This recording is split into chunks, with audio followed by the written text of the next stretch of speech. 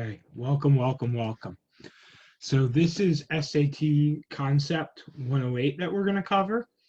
The first part that we'll do will be parallelism or parallel structure. This we'll do relatively quickly. And this concept is applicable to both the ACT and SAT.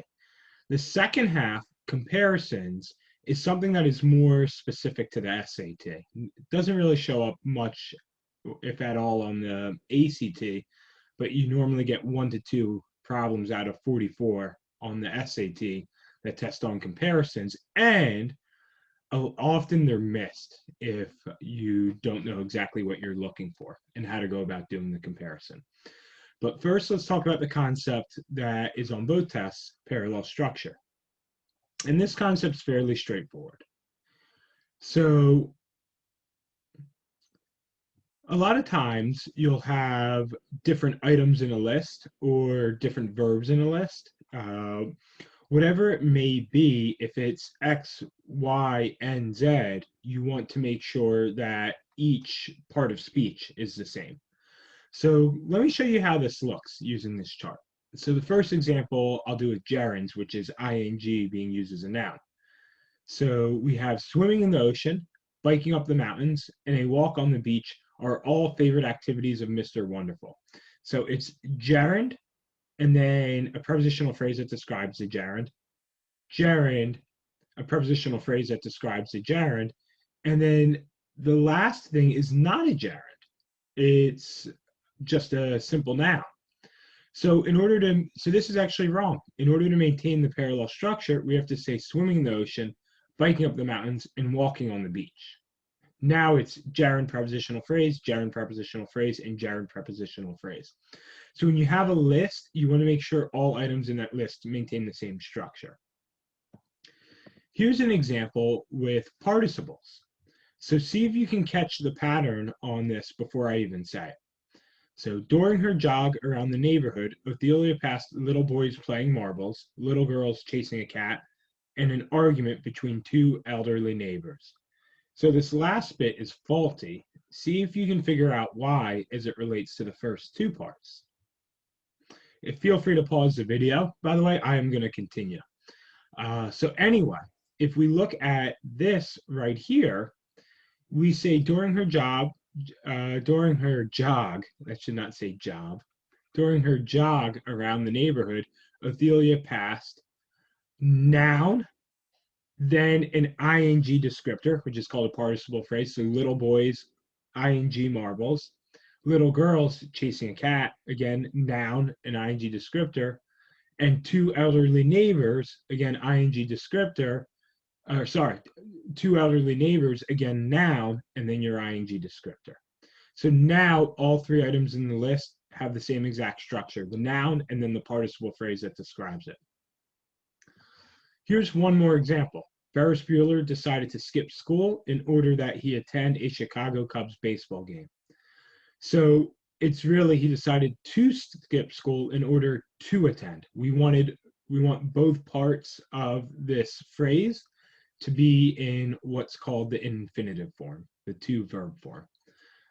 So that's something to be aware of. Whenever you have any type of list or any type of grammatical device set up, you have to make sure that all parts of that list or device are maintaining the same structure.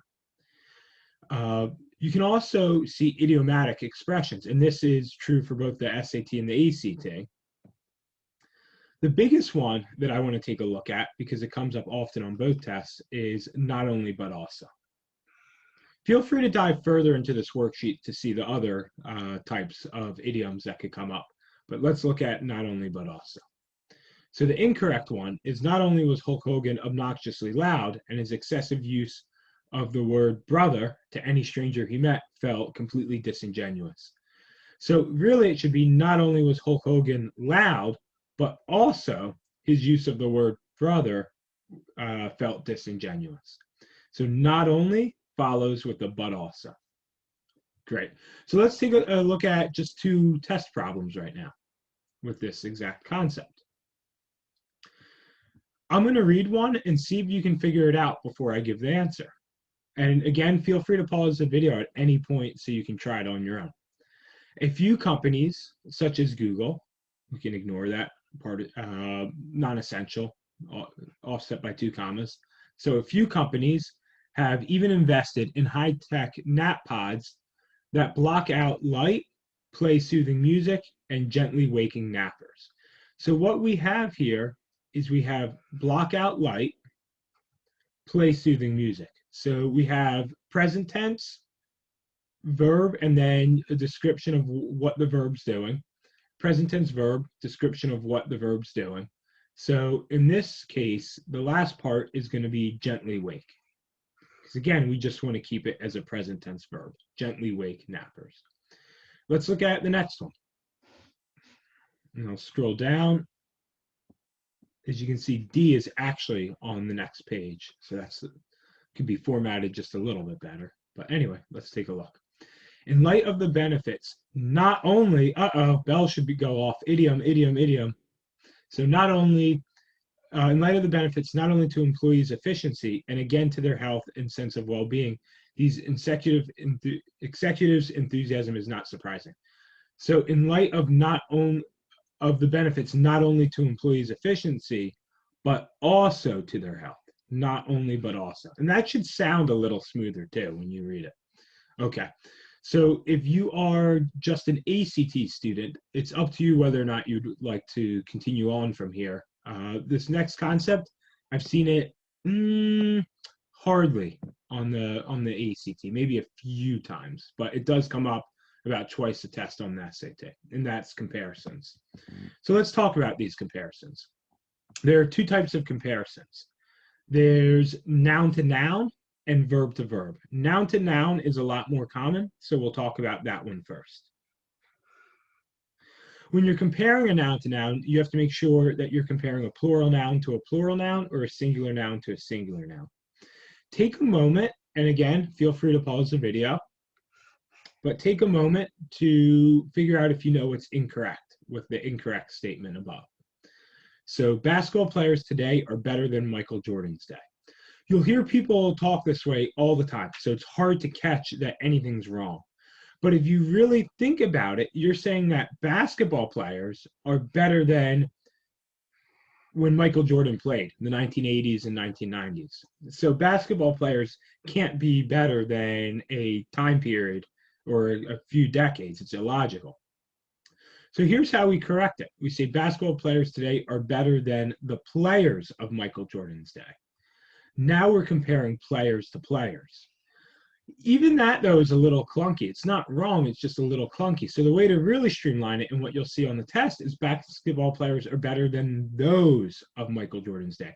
We use the demonstrative plural pronoun those, which refers back to the players. If it was singular, if it was the basketball player today, you'd say the basketball player today is better than that. So that is if you're referring back to a singular noun, those is a plural noun. And you just have to make sure that it's referring back to the correct thing so that it's logical. So that's a noun to noun comparison.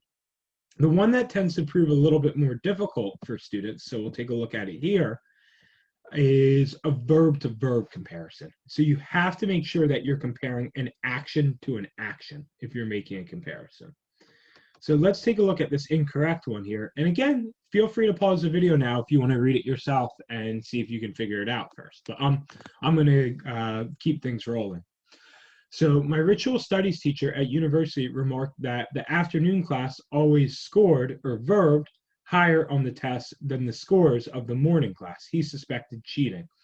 So the afternoon class can't verb higher than a noun. The afternoon class has to score higher than the morning class scores. You have to compare an action of one class to an action of another class. So there are actually 3 ways to do this. And the way that is the most common on the test, and actually the most proper, although all 3 are correct, is actually this third one here that feels almost counterintuitive to a lot of people.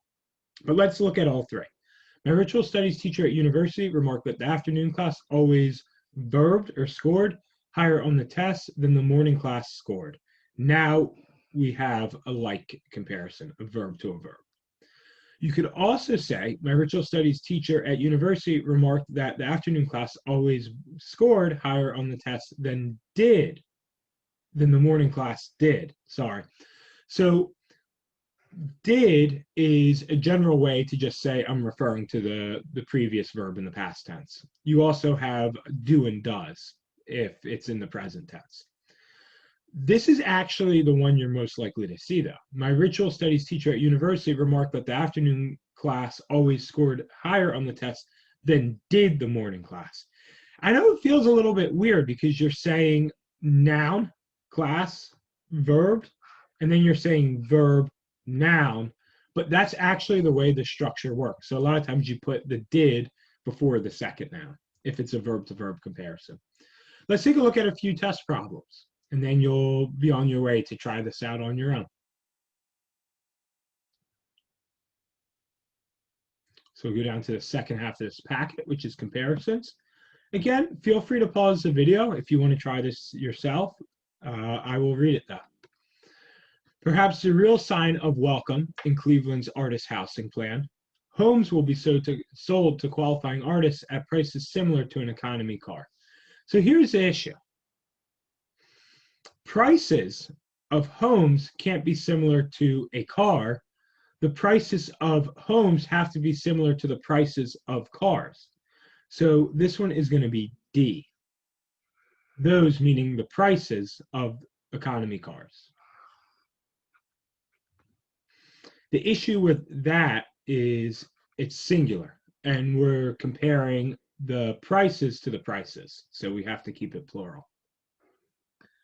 All right, let's take another look at, or let's take a look at another one. Let's take a look at 34. So in a 2007 study, Professor Kristen Byron and David C. Baldridge compared the reactions of test subjects who received emails containing emoticons with subjects who received emails that lacked emoticons but were otherwise identical. So a lot of people will go for A on this one, and I can absolutely see why. It sounds okay, but it's 100% wrong. We're not comparing the reactions of test subjects in one group to just test subjects in another group. We're comparing the reactions of test subjects in one group to the reactions, plural, of subjects in another group. So this one is going to be D. Okay. Last but not least, I have a verb to verb comparison for you. So researchers in Texas found that elementary school student gardeners scored 5.6 points higher on a science achievement test than those of students not gardening at school. Okay. So a lot of people will take the bait and go for A on this one. They'll say, oh, it's a comparison. Those compares a plural noun to a plural noun. I have student gardeners. But you're actually not comparing student gardeners to student gardeners. You're comparing the action of student gardeners to the action of another group of students. So in this case, you want to say that the elementary school gardeners verbed 5.6 points higher on the test than verbed the students who did not garden. Now it's scored to scored, verb to verb. And you're comparing the students who gardened to those who did not and how they scored. Okay, hopefully that's helpful. Good luck. And as always, feel free to access any of these videos at any time. All right, bye.